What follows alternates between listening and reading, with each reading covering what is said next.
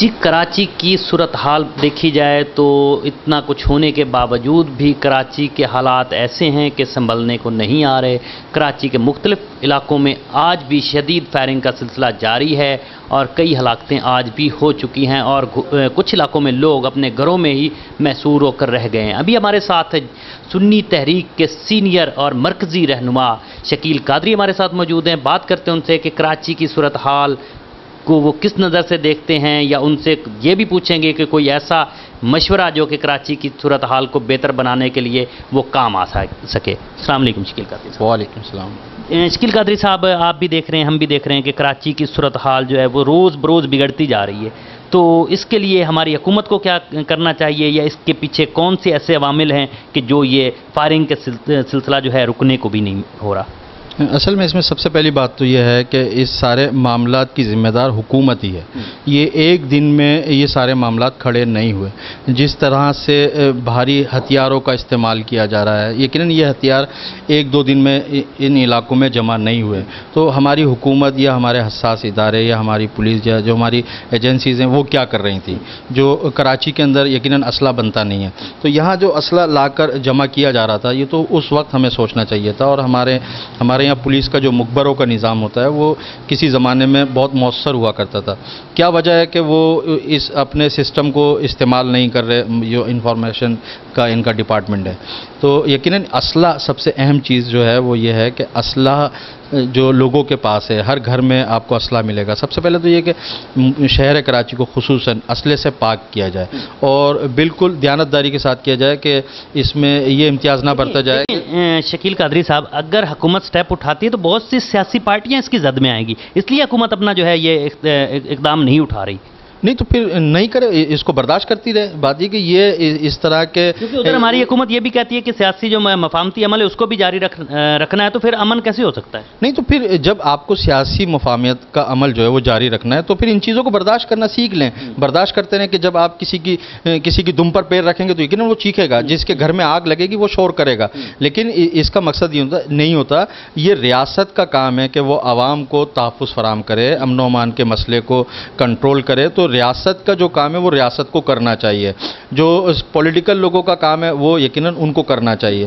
اور سیاست جو ہے وہ میں سمجھتا ہوں کہ اسمبلی میں ہی اچھی لگتی ہے۔ اگر کوئی معاملات ہیں تو اسمبلی میں احتجاج کر کے اپنا احتجاج ریکارڈ کرایا جا سکتا ہے، جو ایک جمہوری طریقہ ہے، نہ کہ ہم علاقوں کے اندر اپنی وہ جو اس کو کہتے ہیں عزاداری علاقوں میں قائم کی ہوئی ہے، وہ عزاداری کو ہم دکھانے کے لیے یقیناً پھر یہ خون خرابے پہ اتر آتے ہیں اور اپنے علاقے میں ہولڈ ظاہر کرنے کے لیے ہم ایک دوسرے پر فائرنگ کرنا شروع کر دیتے ہیں۔ تو یقیناً یہ آپ کیا سمجھتے ہیں کہ یہ جو فائرنگ کے سلسلے، شکیل قادری صاحب ماشاءاللہ آپ بہت سینئر رہنما ہیں سنی تحریک سے، آپ کا بہت پرانا وابستہ تعلق ہے، تو آپ کیا مجھے بتا سکتے ہیں کہ کیا یہ کوئی علاقے چھیننے کی وجہ سے بھی یہ فائرنگ کے سلسلے ایسے رونما ہو رہے ہیں؟ جی بالکل، جس علاقے میں جو پارٹی اسٹیک رکھتی ہے اور اگر اس میں دوسری پارٹی آ کے اپنا ہولڈ جمانا چاہے گی، جو ہمارے یہاں سیاست کا طریقہ کار بن گیا ہے۔ اول بات تو یہ کہ سیاسی جو طریقہ کار ہے یا جمہوریت، وہ تو یہ ہے کہ کوئی بھی علاقہ ہے، ہم نے دیکھا ہے پچھلے ادوار میں کہ ایک بلڈنگ کے اندر اگر 4 دکانیں ہیں اور الیکشن کا وقت آ جاتا تو چاروں دکانوں میں الیکشن آفس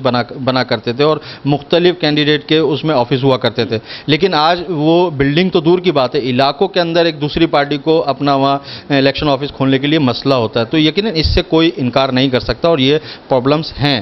ہمیں سیاسی جو قائدین ہیں ان کو سوچنا چاہیے کہ وہ اپنے عام لوگ مر رہے ہیں شکیل قادری صاحب، اس کے حوالے سے کوئی ہمیں مشورہ دیں، ہماری حکومت کو کوئی مشورہ دیں۔ دیکھیں، سب سے اہم بات جو ہے وہ یہ ہے، مثال کے طور پر آپ مجھ سے پوچھتے ہیں کہ قادری صاحب کہ آپ بتائیں آپ کے لوگ کلنگ میں شامل ہیں، تو میں تو کبھی بھی نہیں کہوں گا کہ شامل ہیں، کوئی بھی پارٹی نہیں کہے گی۔ اور اس کی سب سے اہم وجہ یہ ہے کہ آپ 1986 سے لے لیں، 86 سے لے کے آج تک کتنے لوگ مر چکے ہیں، شہید ہو چکے ہیں، کتنے لوگ اپاہج ہو چکے ہیں، لیکن کسی بھی قتل ہونے والے کے مجرمان کو سزا نہیں ہوئی۔ اگر کسی بھی کلنگ کے آپ یہ کہتے ہیں کہ کسی کو سزا ہوتی تو آج یہ جو معاملات ہو رہے ہیں کچھ تھم جاتے؟ دیکھیں، اگر کسی کو سزا ہوتی تو یقیناً اس کی پارٹی آج جس طرح سے یہ بات کرتی ہے کہ ہم اس میں ملوث نہیں ہیں، یہ تیسری قوت ہے، اس کو یہ موقع نہیں ملتا۔